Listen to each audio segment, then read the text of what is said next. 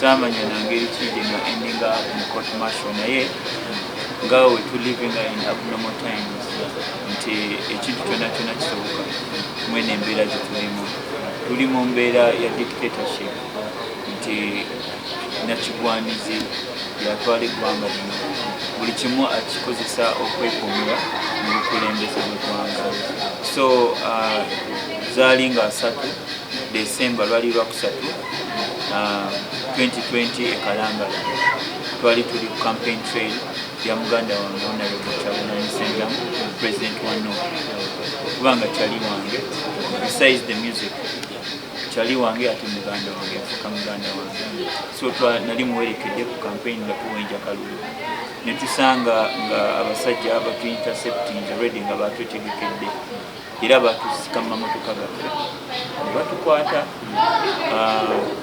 nga 4 January ne batusimba maaso g'omulamuzi magistrate Masaka nga bagamba nti omusango gwaffe batukutte kubanga tu inciting violence tukuma omuliro mu bantu then nekirala tu spreading COVID okusaasanya obulwadde bwa COVID. Omusango gwe batuwa bail nga kolo olunaku batusimba ku maaso g'omulamuzi balooya baffe basaba bail ne bagikuwa naye kubanga amagye galina pulaani yagondala yakutukuumira mu busibe nga tebaagala tubeere wabweru mu time ya campaign ne mu time y'okulonda kakye bakola ne basurroundinga kooti yonna ne bakuba buli surety eyaliwo ne balemesa n'abantu abali basasudde bail application ezo bail fees byonna nga bakomawo bamale process ya bail batute kati ne babalemesa okutuuka ku kooti kati kye bakola nebatuza ne batuteeka ku bimotoka ne batuvuga ne batwala kusaza prisons e Masaka. So balooya baffe nga 7 era baddamu ne baprocessinga production warrant nga etuyita okugenda mu kooti bamalirize bail application yaffe baddemu bakituuka kati bana basirikale bo kye bakola time gye batuteeka kusaza okuva nga 4 paka nga 7 ekkomera lyawandulwa amagye gawandulwa ekkomera nga bebakoma wabweru ne munda nga teri omuntu akkirizibwa kuyingira kkomera eryo kabire mugenyi kabire lawyer kati nga 7 ekiwandiiko kituyise tuddeyo mu kooti e Masaka batuwe bail. Bano kye bakola nga bagenda balondamu ne batwawulamu ebibinja 2 twali 127 ne batoolako bali ffe 49 abasajja 41 n'abawala 8 ne batuteeka mu baasi eno bali ne babavuga ne babatwala ku kooti era bwe bafuna ne babata kati ffe baasi yaffe ebeera egenda tegenda ku Masaka kooti emmotoka oba zaavaawo ez'abasirikale zipatro nga ziriko ba red top bakutte emmundu ne bajja ne ba-intercepting emmotoka ne bagiyimiriza ne babaako beboogera ne driver kati ku roundabout ye Masaka okugenda ku kooti batuvuga nga batuza Kampala. Genda Kampala tubabuuza mutwala watu batwala somewhere safe. Twagenda realize nga batututte Machinja ku military barracks. Kati ku military barracks nga 7 twasulayo nga 8 ne batusimba maaso ga Buti n'atusomera emisango n'agamba nga 3 January 2021 batusanze ewandegeya gye batukwatidde nga tulina amasasa 1 2 3 4 bullets. Simanyi oba bali bategeeza twali tugenda gakanyuga oba twali tugenda gakozesa ki tumanyi naye nga abantu 49 n'amasasa aga naye jjukira nga 3 ze bagamba batusanga ewandegeya twali basibe nze nali kasijjagirwa military barracks twali basibe Masaka nze nali kasijjagirwa ne bannanga abalala 13 then abalala bano bali ku CPS ye Masaka bali babasibe. So emisango tutwategeera era n'omusango gwa inciting violence ne spreading COVID gwabulira mu bbanga tebaddamu tuwa date yakwapiaringa mu kooti ne gubula kati era omusango gw'amagye guno gw'amasasi tegubadde gukwatidde tulina mungi naye tetwabirabanako ekiri ekitalya embeera si nnungi mwalaali njagala kutegeeza nti mu time gye baatukwatira almost nga buli kanaku baleeta abantu abasukka mu 100 abasibe abavubuka bato abavubuka abalina amalaasi kati abavubuka abambadde engoye emyufu abambadde oba t-shirt ya people power oba ya Bobi Wine bonna nga badde Kitalya naye ng'olunaku basomba nga 100 kati embeera ya Kitalya omujjuzo mungi muyitirivu kitegeera nti okwebaka mwebaka Kagongo webaka ku side boat weyalawo ate otwala ebifo by'abantu ababiri kasa webaka boat kasa nebaka bwentu mbeera ndi mu kifo ky'abantu abo basatu newe nebaka bentu nenyigawo Kagongo banyigawo abantu abo so onakwebakawo Kagongo n'okunyigawo omuntu abo ono RP Kigali yoya abaala babapanga nga bebapanga enko yapanga era agenda omaliriza omulimu nga yenna atuyana anagenda kwewaka amazzi nkubuulira ekitalya teriyo kyokola teriyo kyoyigayo ekyegera bana bebasiba tofunayo wadde ne skiru neki mubeera nga timba ku ssaawa 12 bafuwa foleni mutuula mu position nemwe positioning abantu babiri 0-2 ne bajanga babagala basegera basukka babala kumaca kati ssaawa nga 3 awo muyinza onnyo obuugi kisinziro amasanyaze gasuzeeko ne babawo obuugi nga bategasuzeeko aizulu enjala nebaluma ssaawa nga 4 ne babaleetera ekiwunga kino ekiwunga bwe bagenda okuba akawunga kano n'ekikongoliro bakikubiramu kino ekiwunga olina kiryanga kyokya yerimu ku mateeka ge bateekawo akawunga olina kalyanga kwokya n'ogeza n'okalyanga kawozi olwalirawo olubuto kafuuka bulwadde bakiyita kipolo kafuuka ekipolo era tebakkiriza amateeka tokkirizibwa kulya kipolo kikawunga kawoze mumala okulya nemugendera nemwotako ku musana oli obeera nga timba then kusaawa era 6 oba 7 aizula emmere webeera erabise ne babawayo ku mmere webaterabise nukakuba kitegeera kati kusaawa nga 9 kisinziira omusirikale kiki kyayagala okukola ayagala kudda waka ave ku shift kisinziira ayinza okufuwa foleni era lokup bababale babagalire oluusi bayinza obagalira ssaawa 9 oluusi ssaawa 10 wekubeerako omulungi ennyo ajja baggalira ssaawa 10 nemuyingira nemutandika kwetegereza mazima nno geganzisa kwogera mazima kwogera embeera nga we yali etambula Ekitali nabagamba embeera abantu gye bali bebakamu nabagamba ku mbeera y'omujjuzo ekitegeera kubanga bano abagenyi babeera bajja kye bakola beetegeka boodi ebaddemu abantu 3 ne batema ne babatwala ne babavuga ne babatereka ku kkomera eryo eddala Kitalya fango kati boodi nebeeramu abantu nga 12 musanga woodi yonna enyirira nga babawadde uniform empya mwenna nga babayisizaamu kaheya kati babasazi muba mulabika bulungi kati bano aba Uganda Human Rights Committee we bajja kifaananyi kirala kati nze okuvayo nembagamba singa mugwa nembawo ekifaananyi kituufu nembagamba tusuka abantu 3 mu woodi emu kati endwadde olwala ekifuba kuva woyingira paka wovaayo senyiga omusujja scabies bakayita obuwere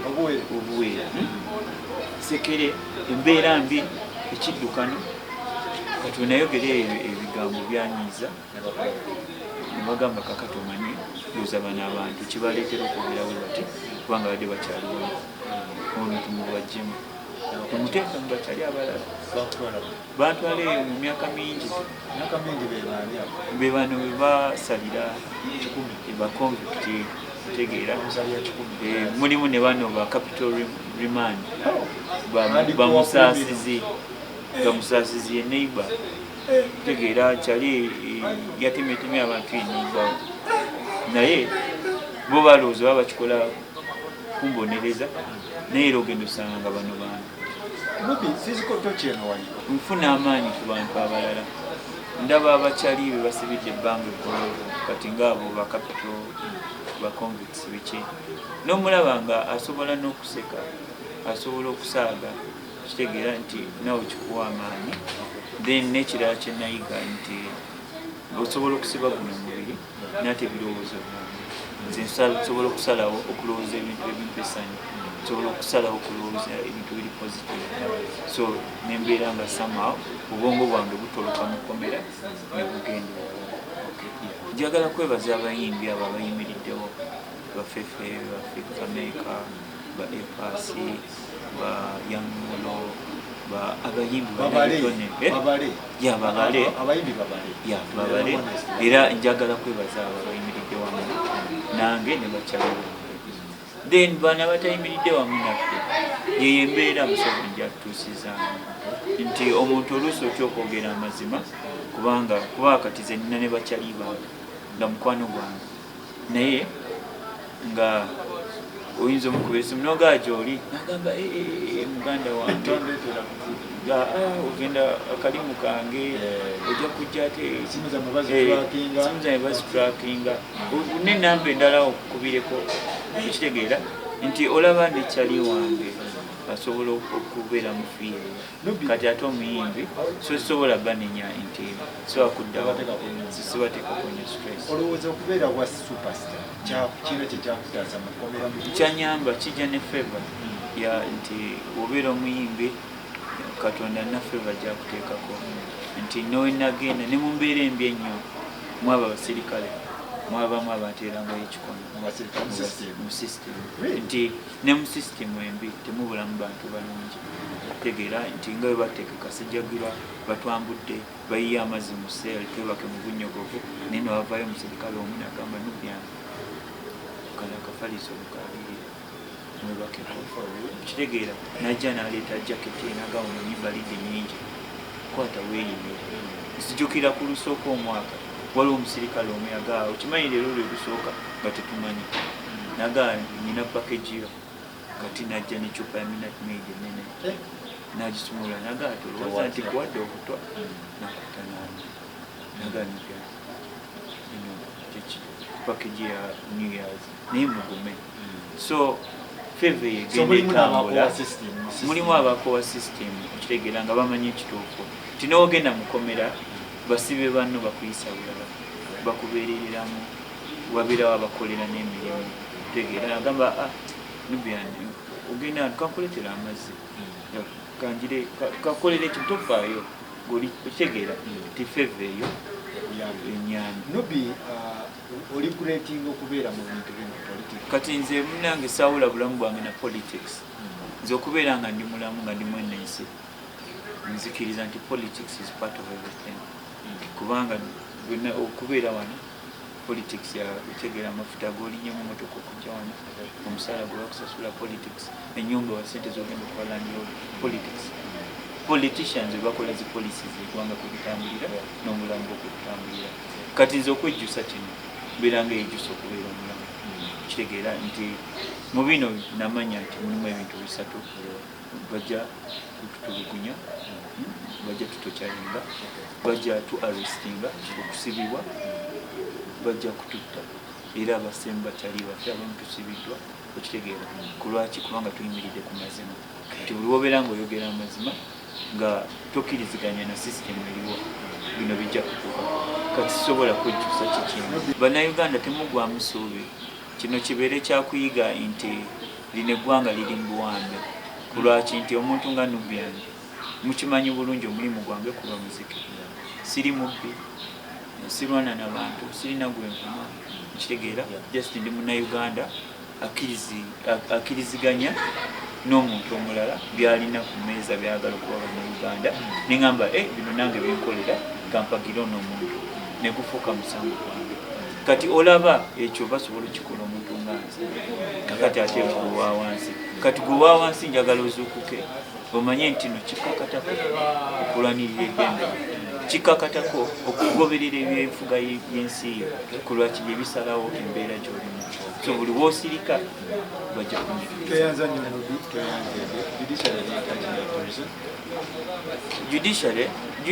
prisons yandibadde ekola naye prisons erina budget ntono okitegeera nti system tekola system ya wano kuwa military sente era ne budget gye bayisiza military mu time ya covid eno eyetaaga emergency ne agency health sector bagiwadde trillion 5 military security bagiwadde trillion 6 tegeeza obulamu bw'abantu si kikulu kitegeera naye ebibakuumira mu bukulembeze bw'ebikulu so bannayuganda beetaaga beebeereremu bazuukuke opposing the regime not by throwing stones not by shooting but then they torture us and they punish us with imprisonment and sometimes killing some of our people.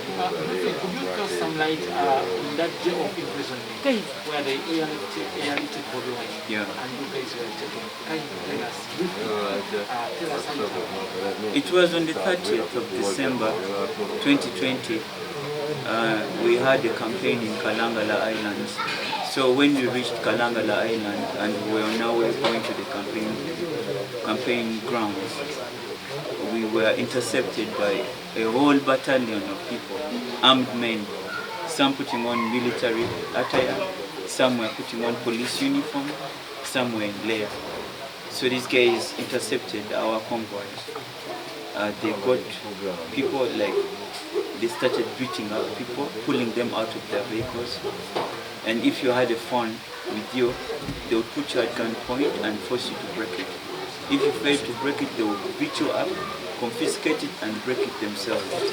So they pepper sprayed us, they tear gassed us, and they handcuffed us, bundled us on a lorry in Japan. And while on that lorry, these guys would walk over our heads, just moving around, hitting randomly any person they would come across. So it was torture all throughout. And even in Kasijagira, because I remember we only spent about 2 hours at Kalangala police station. Then when darkness fell, they ferried us to Masaka. The 10 of us, 14 of us, were taken to Kasijagira. Here in Kasijagira, like I told you, they would make the floor wet, undress you, and make you sleep on a wet floor without any clothes on. So it's been torture all throughout. And I also remember on the second day in Kasijagira, there is a group of armed men. Armed men came and they would pull out one person, one by one, and then they would put you at gunpoint, undress you, and then start doing a body search all over your body, making you to spread your legs, touching your private areas, trying to humiliate us and embarrass us. So it's been torture all throughout.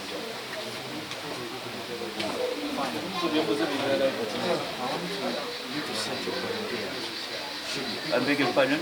I want you to say, yeah. should people think that you're transitioning from music to politics, or maybe having some notion of getting some positions in the near future? I'm only representing. I'm only representing what a Ugandan should be like. First, I'm a patriot. Being a patriot, I love my country. I put my country first. So me loving my country and expressing it in this way, it does not mean that I have to go into elective politics. I'm only playing my role as a Ugandan.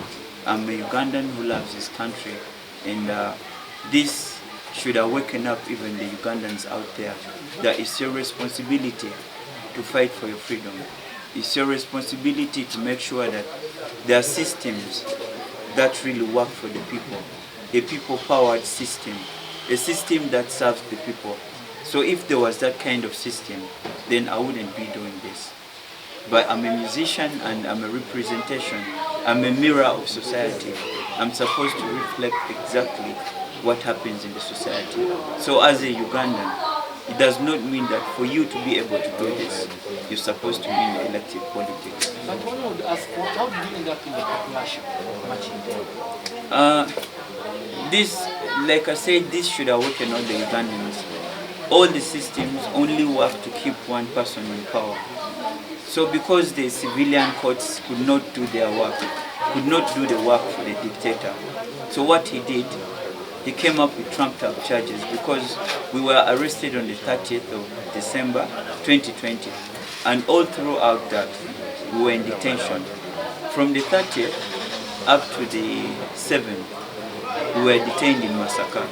So these guys, on the day we were supposed to appear in the civilian court and be granted bail because they had already given us bail. But again, somehow they used their power to take us to Saza prison. So on the day we were supposed to appear to be granted our bail again, these guys diverted our bus, took us to march in the barracks on the 7th. That's where we spent the night. So on the 8th, we were paraded in General Court Martial with new charges, completely new charges. The charges, they claimed that we were on the 3rd. Remember, like just not. On the 3rd, we were detained in Masaka. I personally was in Kasijagira with other members on the 3rd. But then, General Guti claimed that on the 3rd, we were arrested in Wandegea, the 49 of us, 41 males and 8 females.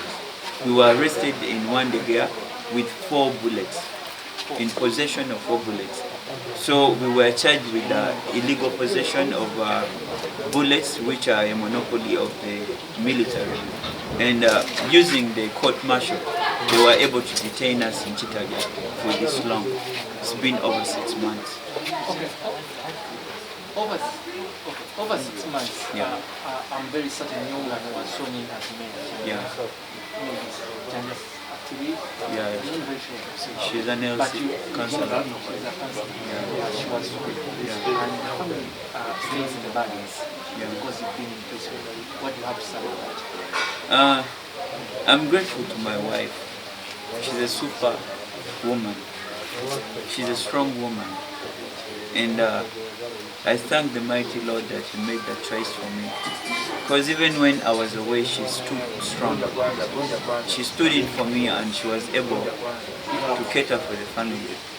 So this happening in my absence, it only made her stronger.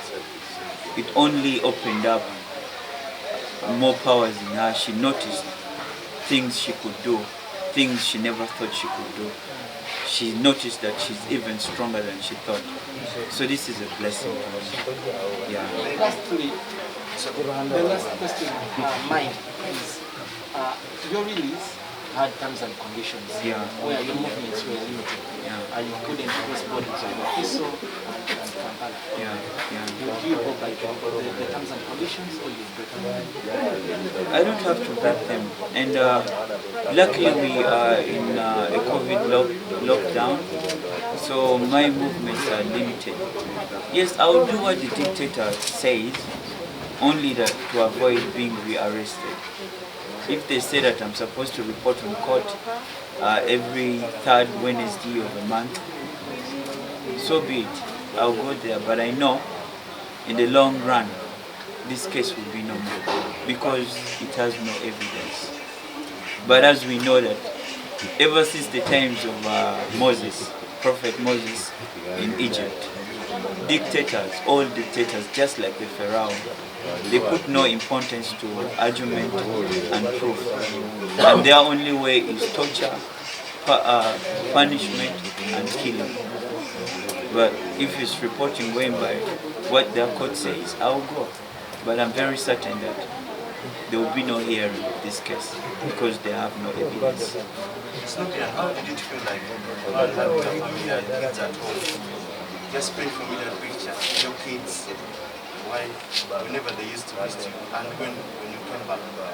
Yeah, I remember the first day my family came over to Kitalya to check on me. It was really heartbreaking. First, what broke me down is seeing them cry.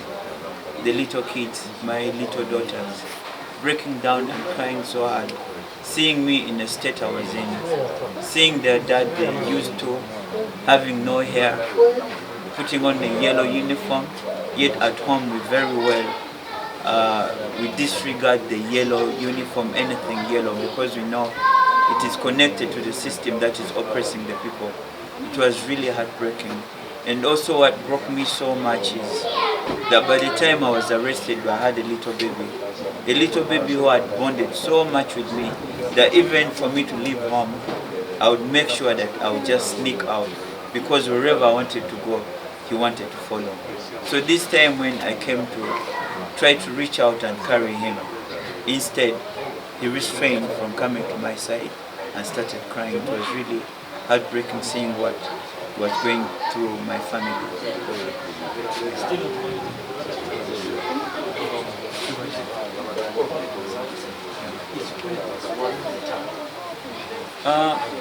Politics is everything.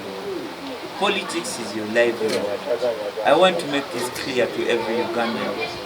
As long as you are alive, then politics is a part of your life. If you just want to realize how politics is important, just try to go to any funeral when there is a burial. You'll see politicians coming at the burial service. Why? Because politics determines every bit of your livelihood.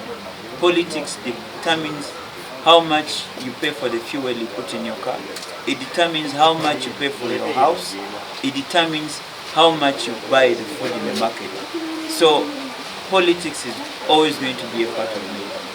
Yeah. So much that you miss I really miss my family. I miss my family so much.